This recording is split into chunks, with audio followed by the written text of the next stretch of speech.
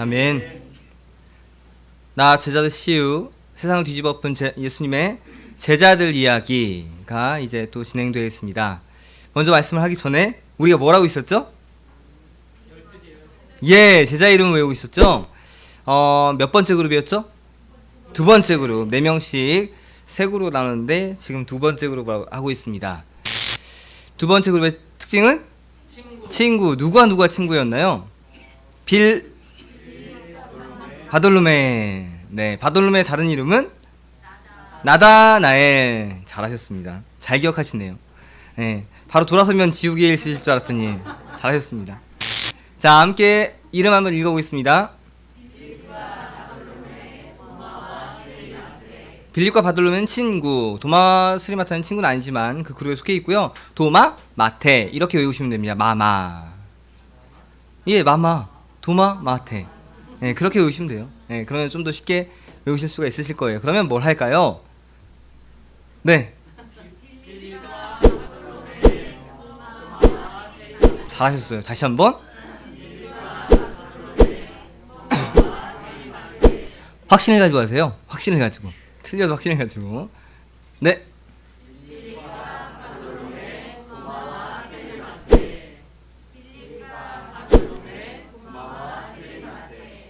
한 번 더요. 네, 잘하셨습니다. 확실하게 들어오셨죠? 4명. 빌립, 친구 바돌로메, 도마, 마테. 네. 여기서 끝나면 안 되겠죠? 뭘 할까요?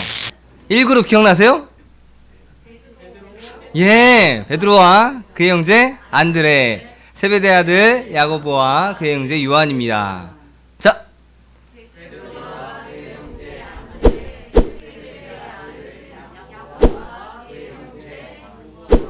네, 야고보는 뒤에 또 있기 때문에 앞에 야고보를 큰 야고보라고 말한다고 했었죠?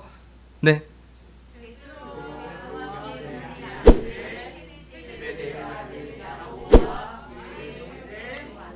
잘하셨습니다. 어떠세요? 잘 아시겠어요? 자, 제가 한번 일어나서 안 보고 해보겠습니다. 는 나중에 할게요. 네. 큰일 나겠죠? 네.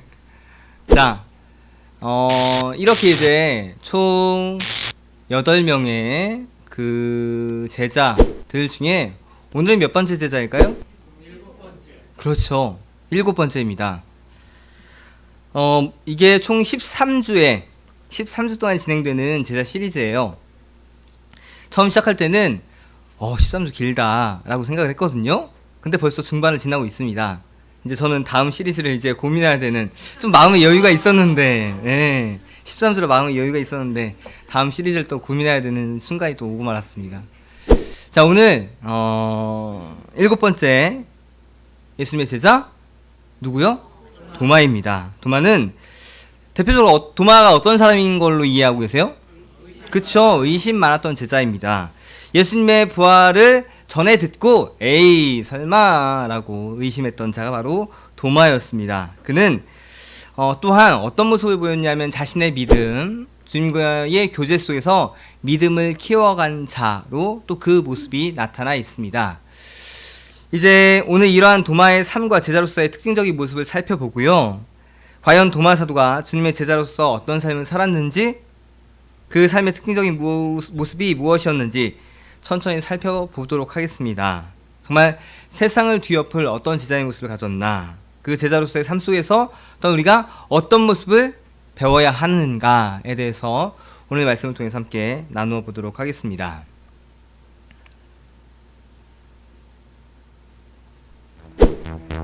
자, 이름부터 하겠습니다. 도마의 이름은 뭐예요? 도마예요. 도마. 예. 도마는 아람어예요. 아람어로 이 이름의 뜻은 무엇이냐면 쌍둥이입니다.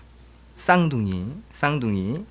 그래서 도마, 우리가 보통 마태마가 누가복음에 도마라고 나와 있고요. 오늘 우리가 읽은 요한복음 본문에는 뭐라고 나와 있어요? 디두모라고 하는 도마라고 되어 있습니다. 디두모는요, 헬라어예요. 헬라어로 똑같이 쌍둥이입니다. 결국 쌍둥이란 얘기예요. 이름은 쌍둥이고 헬라어로 불러졌느냐 아람어로 불러졌느냐 그 차이가 있습니다. 당시 이 당시에 팔레스타인에서는 아람어가 사용되어졌어요. 예수님도 아람어를 사용하셨죠. 아람어가 사용되어졌는데 로마가 지배하면서 전 세계를 이제 그 로마가 사용했던 언어인 헬라어, 그 당시 이제 세계의 흐름 속에 있었던 헬라어를 같이 사용하게 돼요. 그래서 도마 그리고 디두모라는 이름으로 그렇게 두 가지로 불려지게 됩니다. 우리나라 일제시대 어땠나요? 마찬가지죠. 우리나라 언어는 뭐예요? 한국어. 예, 어렵죠. 예, 한국어. 근데 일제가 점령하면서 이름을 바꿨잖아요. 일본 이름으로. 똑같은 현상이에요. 예, 똑같은 현상. 그렇게 해서 두 가지 이름이 있고 둘 다 이름의 뜻은 쌍둥이다 라고 이해를 하시면 됩니다. 도마는 아마도 쌍둥이였을까라고 당연하게 추측을 할 수 있겠죠. 왜? 이름이 쌍둥이니까. 쌍둥이가 아닌데 쌍둥이라고 이름을 붙일까요? 쌍둥이라고 붙인 것도 좀 이상하긴 해요. 그쵸? 좀 이상하긴 한데 어쨌든 이름은 쌍둥이에요. 그러면 누군가가 있을 것입니다. 그렇겠죠? 일단 시리아와 연결이 되어 있습니다. 시리아 그리고 시리아에서 그 도마 행전이라는 게 나왔어요. 도마 행전. 도마 행전은 뭐냐면 도마가 어떻게 그 다른 선교지로 보내어지게 됐는지, 그 다른 선교지는 인도예요. 인도로 보내어지게 됐는지 그 이야기를 써놓은 게 도마 행전. 거기에서 이제 도마의 이름이 정확하게 나오고 있고 또 다른 이름도 나와요. 그런데 일단 왜 쌍둥이인데 그 쌍둥이 또 다른 누군가가 있을 것이다 라는 추측을 하는데 시리아에서 그 전통은 리디아라는 여자가 쌍둥이로 있었을 것이다 라고 문서에 의해서 추측을 합니다. 그런데 이거는 가설일 뿐. 예, 모르죠 뭐. 그리고 또 하나의 놀라운 가설이 있습니다. 놀라운 가설은 예수님의 형제라고, 시리아에서는 그 쌍둥이로 예수님의 형제가 도마이다 라고 이야기를 하고 있습니다. 도마행전의 그 31장에 보면 도마 당신이 예수님의 쌍둥이 형제인 것을 알고 있습니다 라고 이야기가 나오고 있어요. 그걸 가지고 예수님의 형제, 쌍둥이 형제로 도마가 있다. 근데 예수님의 형제 누가 있어요? 우리가 잘 알고 있는 야고보. 그 다음에 이 유다라는 것은요, 이 도마는 결과적으로 그 책에 있는 것을 가지고 생각해낸 것이지 사실은 아니다라고 대부분 학자들이 이해를 하고 있어요. 만약에 사실이었다면 성경에 어떻게 되어 있을까요? 쌍둥이 형제로 나왔겠죠? 그런데 이거는 도마 행전에 나와 있는 이야기일 뿐이에요. 그리고 그 저자가 말하고 있는 부분을 그렇게 적은 것뿐 실제 내용은 아닐 것이다 라고 생각을 하고 있습니다. 그래서 쌍둥이는 쌍둥이겠지만 누군가가 있겠지만 그 누군가는 모른다가 보통 정리하는 내용입니다. 네, 그렇게 쌍둥이에 대해서 이해를 하시면 되고요. 그 다음에 그 이름에 대해서 도마 행전에 보면은 이 디두모라는 도마에 대해서 디두모 유다 도마라고 나와 있습니다. 디두모 유다 도마 뭐 이렇게 복잡해요. 일단 쌍둥이는 일반 명사예요, 고유 명사예요? 그러니까 이거는 쌍둥이는 고유 명사가 아니에요. 일반 명사예요. 그래서 쌍둥이 디두모 유다 쌍둥이 이렇게 이름이 안 되어 있을 것이다 라고 추측하는 사람들이 있어요. 그의 진짜 이름이 있을 것이다. 그런데 도마 행전에 디두모 유다 그 다음에 도마라고 나와 있습니다. 그래서 그의 이름이 유다일 것이다 라고도 이야기를 해요. 근데 어쨌든 이건 학설입니다. 네, 학설. 그래서 보통 우리가 성경에 알고 있는 도마로 그 이름을 이해하시면 돼요. 그리고 도마는 아람어이다. 그 뜻은 쌍둥이이다. 쌍둥이의 헬라어로 뭐라고 또 이야기한다? 디두모. 그렇게까지는 우리는 성경에 있는 내용으로 이해를 하시면 됩니다. 그 외의 내용들은 성경 밖에 있는 것들의 내용이니까 이렇게도 이야기가 있구나 라고 참고를 하시면 됩니다. 자, 도마에 관한 이야기는요, 지난주 누구랬죠? 네, 바돌로메, 나다나엘은 마테마가 누가 복음에 그리고 사도행전에 이름만 나와 있습니다. 그리고 주된 내용은 어디에 나와 있어요? 요한복음에 나와 있어요. 오늘 말씀의 도마도 마찬가지예요. 마테마가 누가에, 그 다음에 사도행전의 성령 강림절 그때에 이름만 언급되어 있고요. 주된 내용은 여기 요한복음에 나와 있습니다. 요한복음에서만 그 도마에 대한 이야기를 확인할 수가 있어요. 세 장에 걸쳐서 도마의 이야기가 나옵니다. 이따가 이제 살펴볼 건데요. 이런 도마는 언제 태어났고 언제 죽었는지가 나와 있지 않아요. 우리 성경에는. 그래서 도마의 나이를 알 수 있을까요? 없어요. 예. 계속되는 사도들의 나이를 우리가 알 수 없는 것처럼 알 수 없습니다. 그런데 역시 시리아, 인도 그 이야기에 따르면 순교한 날이 나오거든요. 예, 순교한 날이 70년 어간입니다. 70년 이후 언젠가 순교한 이야기가 나옵니다. 그래서 70년, 70세 왔다 갔다로 나이를 이해할 수가 있고요. 그는 70년경 인도의 첸나이라는 곳에서 전도하다가 그곳 원주민에게 창에 찔려서 순교하게 됩니다. 그는 찔림을 당하면서도 무릎을 꿇고 기도하며 이 한마디를 반복했다고 합니다. 주를 예배하나이다. 언제나 어디서나 주를 예배하는 자로 그는 삶을 살아갔던 그 모습을 나타내고 있습니다. 지금 보시는 저 잘 안 보이시죠? 검은 손 들고 있는 그 분이 도마이고 거기 창을 가지고 찌르고 있죠? 순교의 모습을 렘브란트라는 그 화가가 그려놓은 것입니다. 도마는 저렇게 창에 찔려서 순교를 하였습니다. 그리고 그 기념교회가요 인도에 이렇게 있습니다. 여기에는 역시 교회 아래에는 뭐가 있어요? 보통 무덤이 있어요. 그의 무덤이 있고 무덤 위에 첸나이라는 곳에 이렇게 도마 기념교회를 세워놨습니다. 인도에서는 도마라면 기독교인들이 되게 최고의 그 제자로 생각을 합니다. 인도에 복음을 전한 자가 복음을 전한 자가 도마였기 때문에 도마를 최고의 그런 사도로 생각을 합니다. 이렇듯 그는 70년 어간에 인도에서 전도를 하다가 창에 찔려 순교를 하게 됩니다. 그 기념교회가 세워졌고 그가 주를 예배하는 그 삶을 인도에서까지 드러내며 이야기가 전해지고 있습니다. 그리고 도마행전에 보면 그 1장 처음에 이 도마가 보내어지는 내용이 나와요. 도마가 기쁨으로 간 게 아니라 도마가 도마 행전에 의하면 도마 보고 저기 인도로 가서 복음을 전하라고 이야기합니다. 도마가 좀 거부를 해요. 거기 행전에 의하면 거부를 합니다. 그런데 환상을 통해서 보고 그 인도로 가게 되는 게 도마 행전에 나와 있습니다. 그래서 인도 그리고 시리아 문서에도 그렇고 분명 도마는 인도로 선교를 갔을 것이다 라고 확실하게 추정을 하고 있습니다. 자, 이제 그가 사는 곳은요 역시 명확하게는 나와 있지 않아요, 성경에는. 그런데 요한복음 21장 2절에 보면 다른 이제 사도들과의 모습이 나오는데 그곳에서 이제 예수님이 돌아가신 후 제자들이 모여서 갈릴리 호숫가에 모여서 그물을 깁는 그런 모습이 나오고 있습니다. 그때 함께 했던 자가 누구냐면 도마예요. 그 모습에 유추해서 도마도 역시 어부였을 것이다. 어부가 아니었다면 왜 그곳에 갔을 것이며 그 어부였던 제자들과 함께 그곳에서 생활을 했을까라는 추정을 하면서 그도 아마 갈릴리에서 태어났고 생활을 하였을 것이다 라고 대부분의 학자들이 그렇게 이야기를 합니다.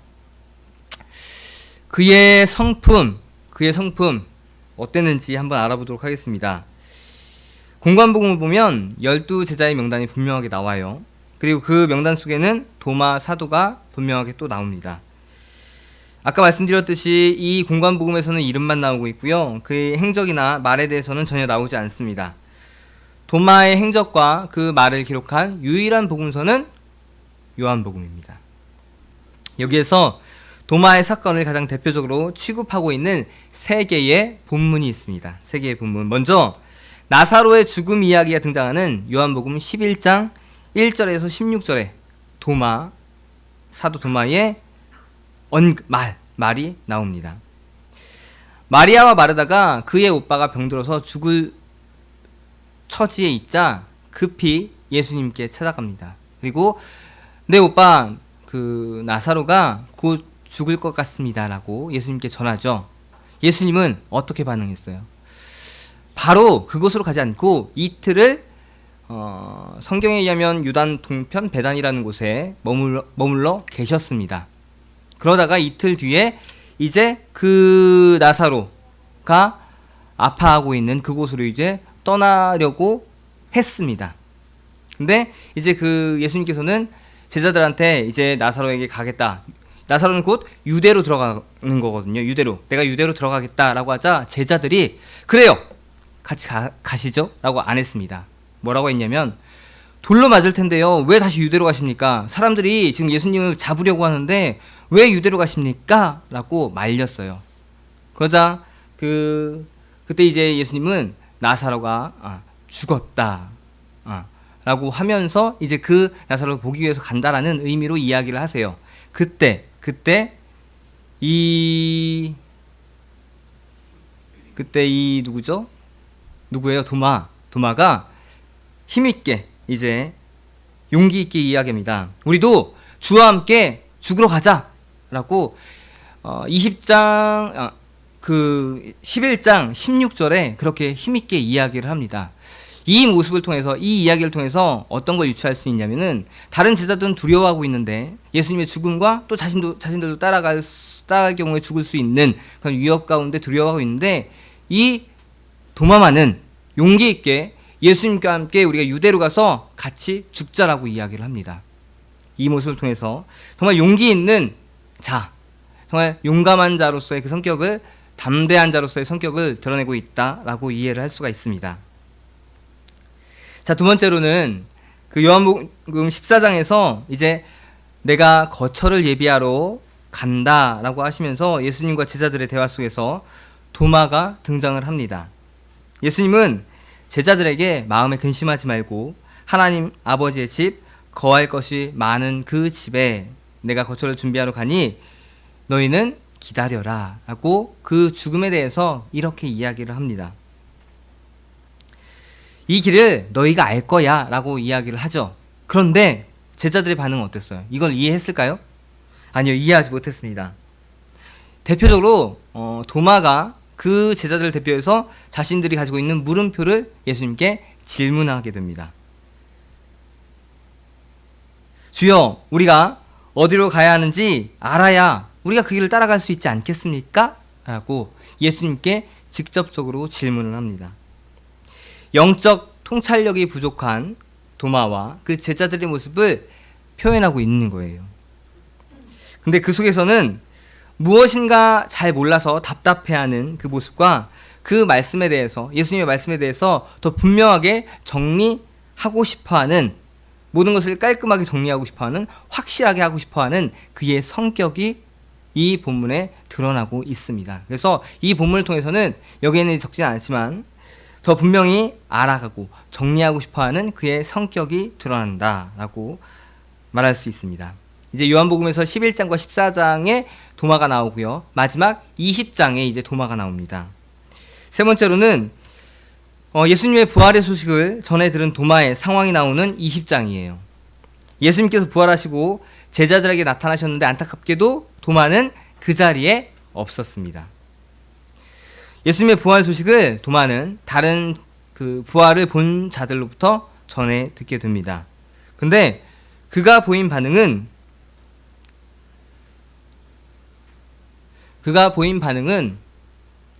정말 부활하셨구나 라고 한 게 아니라 그 부활을 인정하지 않는, 의심하는 그 모습을 나타내고 있었습니다. 내 눈으로 못자국을 보고 내 손으로 저 그림처럼 그 옆구리에 넣어보지 않고는 절대 믿을 수 없어 라고 이야기를 하게 됩니다. 우리는 이 본문을 통해서 도마가 어떤 사람이다? 의심 많은 사람이다 라고 대표적으로 정리를 하고 있습니다. 도마가 진짜 손을 넣는지는 성경에 나와 있을까요? 안 나와 있어요. 저건 그림이니까, 그림이니까 넣은 거지 넣는지 안 넣는지는 모릅니다. 그러나 예수님께서 이렇게 이야기하셨을 때 바로 나의 하나님이라고 그는 엎드려서 고백을 하게 됩니다. 이렇게 주님 곁에서 제자로 활동했던 도마 사도의 특징적 믿음의 단계의 모습을 두 가지를 살펴보고자 합니다. 도마는 예수님 곁에서 어떤 믿음의 모습으로 성장해 나갔는지 그 모습을 두 가지 단계로 이제 나누어서 설명드리고자 합니다. 그가 주님을 따르던 자로서 어떻게 성장했을까라는 것입니다. 먼저 그는 자신이 이해하지 못한 예수님 모습에 대해서 침묵하지 않고 적극적으로 질문하는 신앙의 모습을 보였습니다. 질문하는 자가 바로 도마였습니다. 도마는 예수님께서 앞으로 일어날 일들에 대해서 이야기를 하실 때 아까 말씀드렸던 내가 거처를 예비하러 간다라고 했을 때 많은 제자들이 대부분의 제자들이 이해를 못했죠. 그런데 도마는 이해 못한 것을 가지고 예수님 그렇구나 이렇게 하고 그냥 삼킨 게 아니라 바로 예수님께 질문을 하게 돼요. 침묵을 깨고 이렇게 그는 질문을 하게 됩니다. 함께 읽어보겠습니다.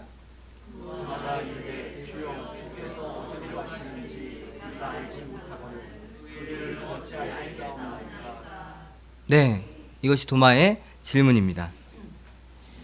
그는 예수님의 말씀을 전혀 이해하지 못하고 있었습니다.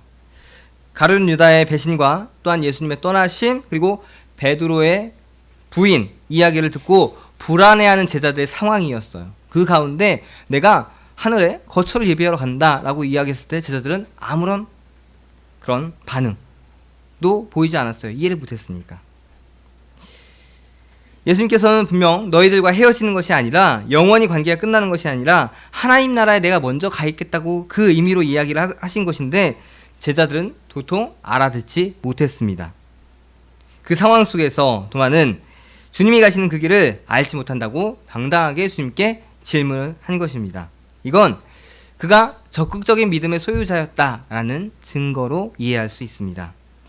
답을 얻기 위해 모름을 해결하기 위한 그의 좋은 자세였습니다. 그가 질문하지 않았다면 그 모름을 당당하게 드러내지 않았다면 이 이후에 나오는 내가 곧 길이요 진리요 생명이니 나로 말미암아 찾고 아버지께 올 자가 없느니라 그 말씀이 나오질 않았을 거예요. 예수님의 이 도마의 질문 때문에 예수님이 그 대답을 하신 것입니다. 질문은 해답의 시작입니다. 인생에서 고통과 갈등을 가지고 있는 자가 그 고통과 갈등에 대해서 질문하며 이야기를 하는 순간 그 모든 고통과 갈등은 해결됩니다. 믿음에 있어서도 끊임없는 질문은 그 믿음을 더욱더 든든하게 또한 성장하게 만듭니다. 질문하는 자가 어리석은 자다라고 생각하는 게 아니라 질문하는 자는 곧 성장하는 자이다. 이렇게 우리 성도님들도 생각을 하셔야 됩니다. 도마의 질문은 그가 믿음이 성장하는 출발점이 되었고 제자들의 삶에 유익을 주었습니다. 적극적인 그런 구도자로서 살아가는 것, 질문으로서 시작합니다. 도마 사도는 그런 적극적인 자세로 질문을 통해 그 믿음을 키워 나갔습니다. 지금 그 청소년들은 수년째 말씀을 가지고 질문을 만들고 그것에 대해서 생각을 하고 여러 가지 또한 말씀을 실천할 수 있는 것들을 스스로 만들어 가고 있습니다. 제가 지금 계속 고민하고 있는 건요 뭐냐면 우리 성도님들도 같이 질문을 만들고 그 말씀에 대해서 다양하게 생각을 해보는 시간을 가졌으면 좋겠다라는 생각을 하기도 해요. 그 오후 예배 시간에 한번 해볼까 마음은 이만큼 있는데요. 모두들 꿀을 드시고 오실까봐 그걸 쉽게 하지 못합니다. 그 청소년들 같은 경우에는 처음에 정말 어려웠거든요. 근데 지금은 제가 생각하지 못하는 질문들까지 다양하게 만듭니다. 그것을 통해서 자기가 질문 던지는 것을 통해서 그 말씀을 생각해보고 거기에 담긴 의미를 찾아가는 그런 시간을 계속 갖거든요. 질문이라는 것은요 메타인지라고 해서 생각을 하는 거거든요. 그래서 내가 생각했던 것을 더 깊이 생각해보면서 그 안에 있는 뜻을 찾아가는 것, 말씀도 그렇게 해야 합니다. 그냥 내가 말씀을 많이 읽을 거야 다독한다고 여러 번 그냥 빠르게 읽는 것도 중요하지만 내가 말씀을 깊이 읽으면서 또 그 말씀에 대해서 질문하고 그 말씀을 찾아가는 것, 내 신앙이 더욱더 발전되는 하나의 모습입니다. 제가 기회가 되면 꼭 한번 1시간이라도 도전을 해보겠습니다. 마음의 준비를 하시고 그날은 미리 예고할 테니까 꼭 와주시기 바랍니다. 다들 안 나오지 마시고요. 자, 그 다음 도마의 믿음의 단계, 그 다음으로는 그는 교제하는 믿음의 특징적인 모습을 보였습니다. 그 믿음의 성장 두 번째 단계입니다. 예수님과 교제하는 그런 자로 삶의 모습을 나타내었습니다. 그는 부활하신 예수님을 만나 교제하며 그 믿음이 더욱 커져갔습니다. 함께 읽겠습니다.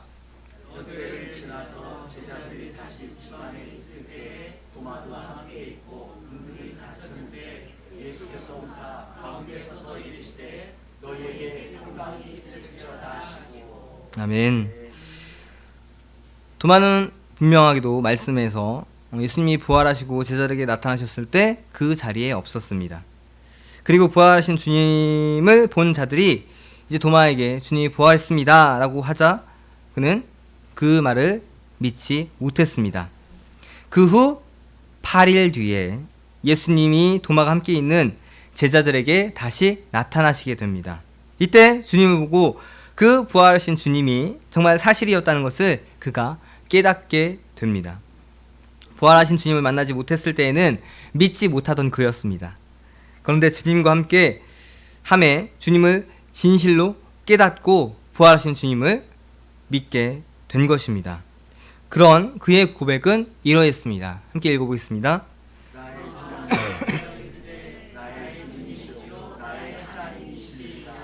아멘. 부활하신 주님을 만난 도마는 확실하게 나의 주님, 나의 하나님이시다라고 그의 믿음을 고백하게 됩니다. 논리적인 설득으로 도마의 의심의 문제가 해결될 수 없었습니다.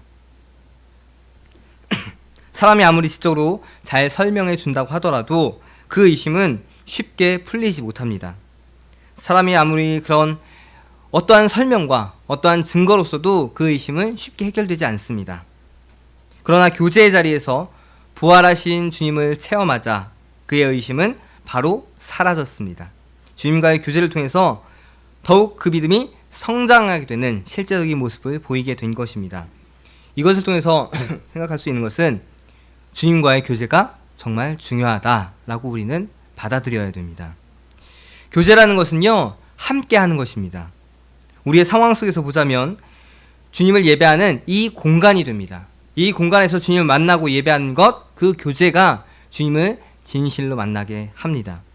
주님이 임재하시고 함께 하시는 그 공간에서 예배하고 교제함이 우리에게 정말 중요하다는 걸 다시 한번 깨닫습니다. 우리가 지난 2년의 시간의 경험이 있습니다. 예배함에 대해서 또한 그 공간의 중요성에 대해서 정말 많은 것을 느꼈습니다. 예배하지 않는 자, 주님과 교제를 하지 않는 자는 아까 목사님께서 오전 2부 때 말씀하셨죠? 국민일보에 나왔다고. 그렇게 인구가 그 믿는 자들이 줄어드는 게 현실이 되어버렸습니다. 코로나 시대를 겪으면서 주님과의 교제가 확연하게 줄어들었고 결국 교회를 떠나는 자는 많이 생겨났습니다. 그나마 온라인으로라도 예배를 참여하고자 하는 자는 살아남았습니다. 그 믿음을 지켜냈습니다. 주님과의 교제를 끊지 않은 그 노력이 나타낸 결과였습니다.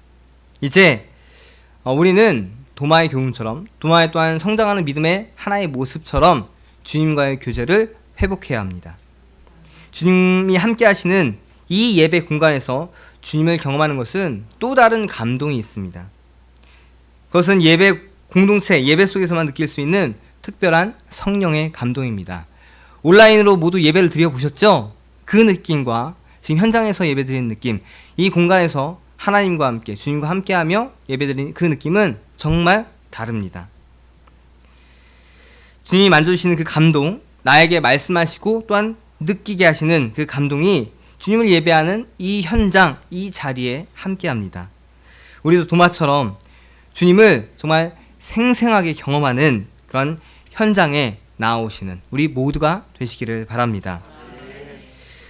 나 제자들시우 세상을 뒤엎은 예수님의 제자 이야기, 그 7번째 도마 사도의 사역과 그 삶, 믿음의 모습을 함께 나누었습니다.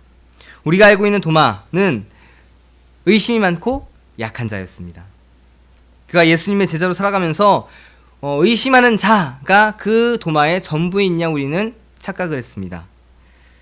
하지만 요한복음에 나타난 그의 모습 속에서는 예수님과 죽을 각오를 함께한 담대한 사도로서의 모습도 나타내었고 또한 예수님의 말씀에 대해서 질문하며 그 말씀을 더욱 이해하고 싶어하는 적극적인 구도자의 모습을 나타내었던 자가 도마였습니다. 예수님의 부활을 의심을 했지만 예수님과의 교제 속에서 그 모든 의심을 없애고 끝내고 더욱 성장하고 하나 되는 믿는 자의 모습을 나타내는 것도 도마 사도의 믿음의 특징입니다.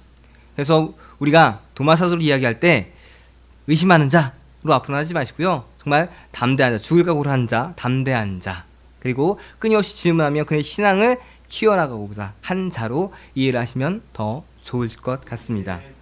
우리가 오늘 말씀의 도마 사도의 모습을 보면서 바라고 결단해야 하는 것, 예수님과 교제를 더욱 이루어야겠다는 그런 결단을 하시기를 바랍니다. 교제의 자리를 통해서 더 친근해지고 또한 사랑이 깊어지며 믿음이 성장할 수 있습니다. 특별히 예배의 현장에서 특별하게 주시는 성령님의 그 감동을 기대하며 누리시는 예수님이 주시는 그 성령의 은혜를 또한 교제를 통해서 누리시는 우리 성도님들이 되시기를 바랍니다. 도마도 부활하신 예수님이 계신 현장에서 비로소 그 예수님을 제대로 인식했고 감동을 누렸습니다. 그로 인한 또한 믿음의 고백도 나의 주님, 나의 하나님이시라는 믿음의 고백도 했습니다. 이 자리에서 주시는 은혜를 누리시는 우리 성도님들이 되시기를 바랍니다. 또한 그러한 은혜를 통해서 더욱 믿음이 성장하고 주님이 칭찬하시는 제자로서의 믿음의 경험들을 만들어 가시는 저와 우리 성도님들이 되시기를 바랍니다. 청주감리교회 채널의 영상 잘 보셨나요? 저희 교회 예배에 함께 참여하고 설교 및 다양한 영상을 보고 싶으시다면 화면 오른쪽을 눌러 청주감리교회 채널을 구독해 주시기 바랍니다. 주일, 수요일 새벽 예배 라이브 방송과 지난 설교, 그리고 교육부서의 예배 등 다양한 소식에 빠른 알람을 받으실 수 있습니다. 청주감리교회 유튜브 채널 구독과 좋아요 기억해 주세요.